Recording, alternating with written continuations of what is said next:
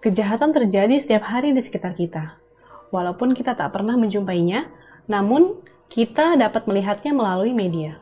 Beberapa media bahkan menjadikan konten kriminalitas sebagai suguhan utama.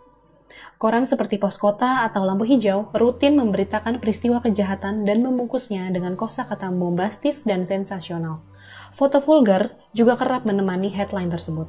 Berita dan tayangan semacam ini sebenarnya bukanlah hal yang baru. Di Amerika, pada abad ke-19, perusahaan media berlomba untuk menarik minat pembaca dengan headline sensasional.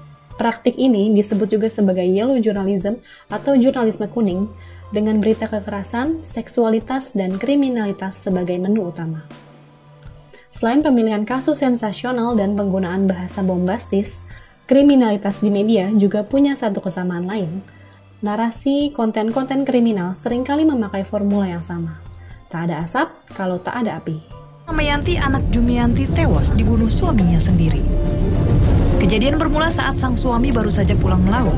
Mendengar kabar istrinya selingkuh dengan pria lain, sang suami kalap. Dari cuplikan ini terlihat adanya sebab akibat. Pembunuhan itu terjadi karena istri yang selingkuh. Sekilas cara berpikir ini masuk akal. Orang tak akan membunuh tanpa alasan yang kuat. Namun, cara berpikir ini bermasalah karena berpihak pada pelaku dan menjadikan sang pembunuh sebagai korban perselingkuhan. Tindak pembunuhan sendiri akhirnya terlihat sebagai reaksi balasan.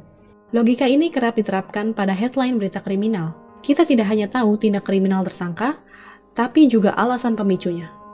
Cara berpikir ini menekankan bahwa korbanlah yang sesungguhnya bersalah, dan seharusnya korban lebih menjaga perilakunya agar tidak menerima kekerasan dari pihak lain. Dalam berbagai berita kekerasan, umumnya perempuan dijadikan sebagai objek kriminalitas di media.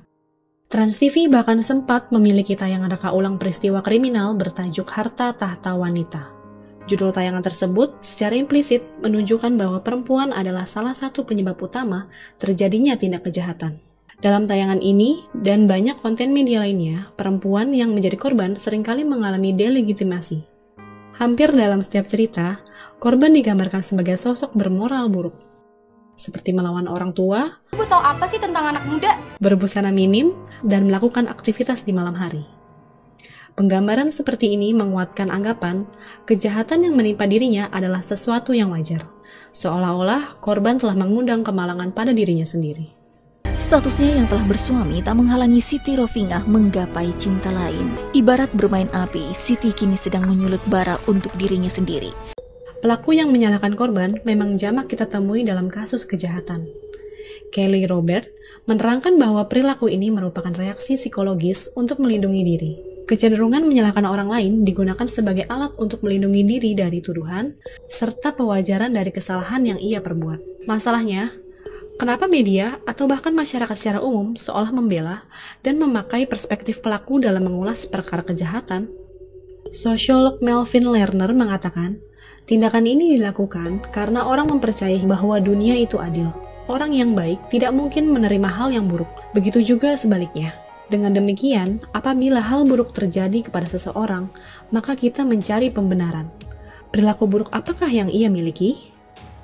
Dengan menyerang korban, kita melindungi pemikiran kita tentang dunia yang adil dan menolak kemungkinan bahwa hal yang sama dapat menimpa kita.